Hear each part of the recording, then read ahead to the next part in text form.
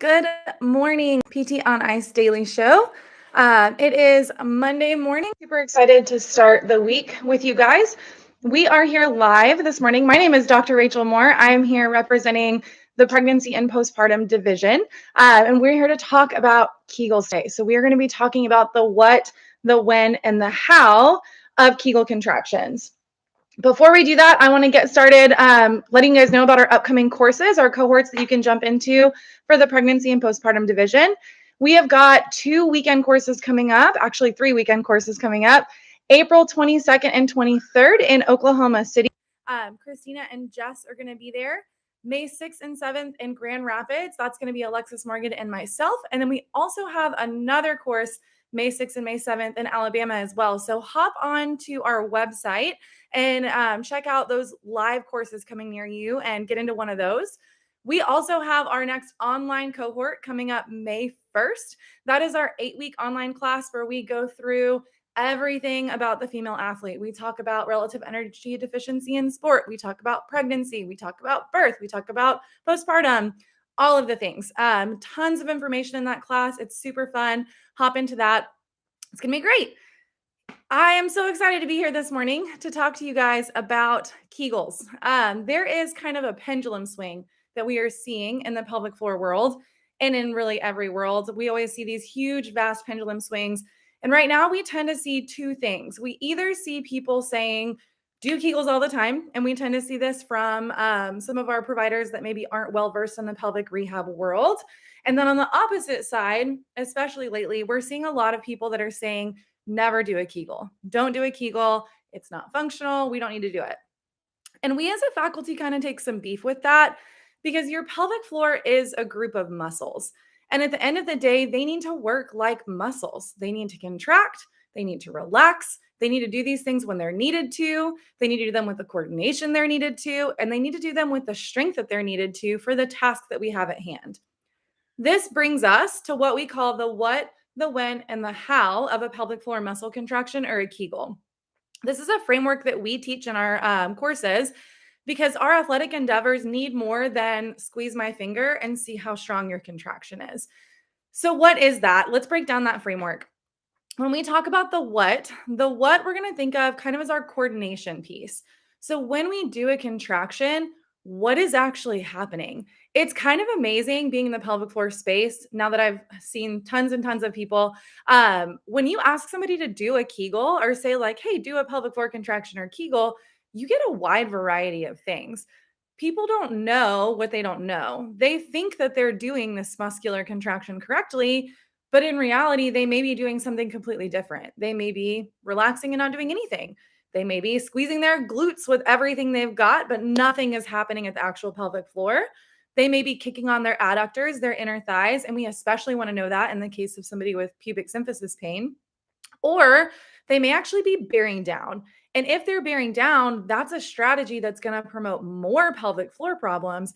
We really need to make sure that we're getting on top of that and assessing if that's what they're doing. And if so, teaching them the correct coordination.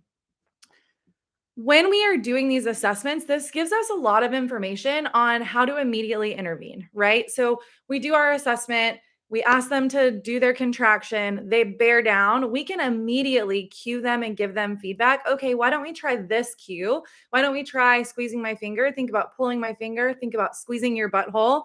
Whatever your favorite cue is, we can start teaching them right away.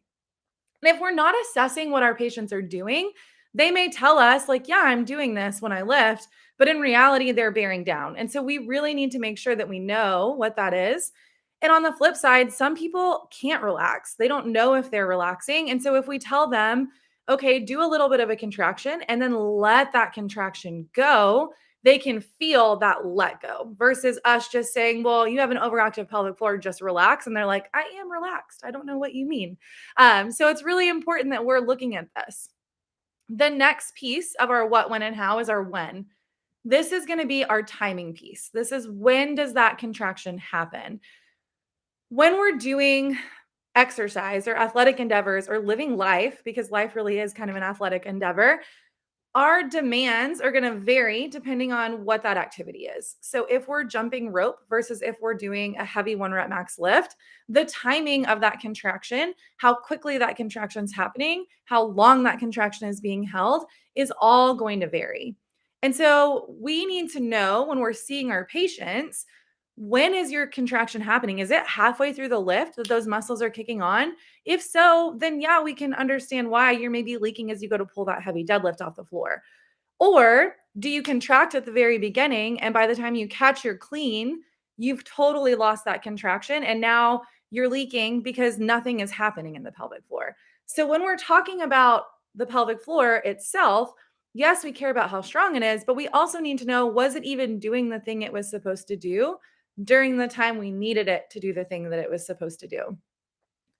The final thing that we talk about in this puzzle is the how. This is like our traditional strength piece, right? Just like any other muscle group, what we need our pelvic floor to be strong enough to withstand the demands that we're putting on it. So if we are deadlifting 200 pounds versus 300 pounds, that's going to be a very different muscular demand on that tissue. And we need to know where our pelvic floor is in that realm. Typically, we tend to see everything kind of strength trains together. And as we are getting our body stronger, our pelvic floor also gets stronger doing these whole body functional movements. But sometimes your pelvic floor may be the weakest link in that system. And if that's the case, we may see leakage. The other important piece of this, how, is we need to assess in multiple positions, right? If they're laying on their back and we have them do a pelvic floor contraction or squeeze, we assess what their pelvic floor does on their back in supine. That's fantastic. But if all of their symptoms happen when they're on their feet, we need to look at what's happening on their feet. Just like every other muscle group, if we do a gravity eliminated manual muscle test, we don't expect that necessarily to carry over into the manual muscle test when they're against gravity. When we're on our back, our pelvic floor is in a gravity eliminated position. When we go to standing, not only are we coordinating so much more in terms of being able to physically stand ourselves up and those muscles helping with all the things that they help with in standing, we also now have gravity on board and we have the weight of everything on top of those muscles on board. And so if we're only assessing our patients in supine and asking them, oh, do this pelvic floor muscle contraction, great, you're a 5 out of 5. But maybe if they went into standing, they're really like a 2 or a 3 out of 5. That's important information that we need to know. This is why we teach the standing assessment in our live courses, because we want to take this and make it as functional as possible for the person in front of us. We could even take this a step further, have our patients do a workout in the clinic, like some 21-15-9 of deadlifts and burpees, and then check their pelvic floor afterwards, right? So we can see when you have all this fatigue on board, if you're somebody who's leaking halfway through a workout or at the end of a workout when you go on to live the rest of your day, where are we at after the workout? How long does it take to recover? Do we get to a point where we recover? Or are we continuously kind of staying fatigued the rest of the day? All of this is really valuable information that we don't realize we have the ability to assess in our clinics when we think about it ahead of time.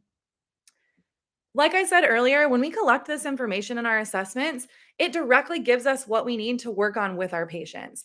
If they need to work on coordination, then that's what we work on. Do they need to learn how to contract and then also relax? Can they only do one side of that?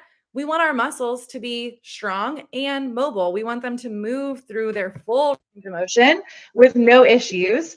And if we are intervening in this way, then we can go ahead and teach that to our patients. For the timing factor, do we need to talk about the knack? We talk about the knack a lot in the pelvic floor world as that pre-contraction before you cough or sneeze.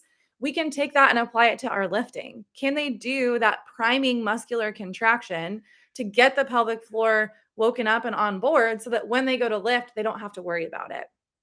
Or do we just need to work on pelvic floor strength? Is it truly a strength problem? And if so, what kinds of whole body functional strengthening can we do to get this person where they need to be?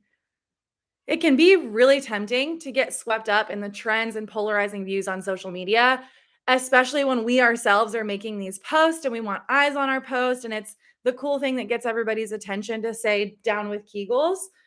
But we as a faculty really agree that pelvic floor therapy isn't all about the Kegel, for sure. We need to move beyond it, but we can't say that the key is to never do a Kegel or never contract their pelvic floor. Just like we wouldn't tell somebody with back pain to never use their spinal erectors or somebody with shoulder pain to never work their rotator cuff because those muscles should be working on their own. There is so much more to the Kegel than just how much can you squeeze. And we believe that we need to be looking at all of that. We need to look at the what, we need to look at the when, and we need to look at the how. And then we need to put all of that into practice. If you want to learn more about our fitness forward approach to treating pelvic floor physical therapy, jump into one of those courses that I talked about at the beginning of the podcast. So, our upcoming 3 live courses or our 8-week online course, we cover this all in that live course. We're getting hands on, we're doing the thing, we're practicing those motor skills so that by the time you get in clinic on Monday, you are ready to go. Thanks for joining me this morning, guys. I hope you learned something and I hope you guys crush your Monday.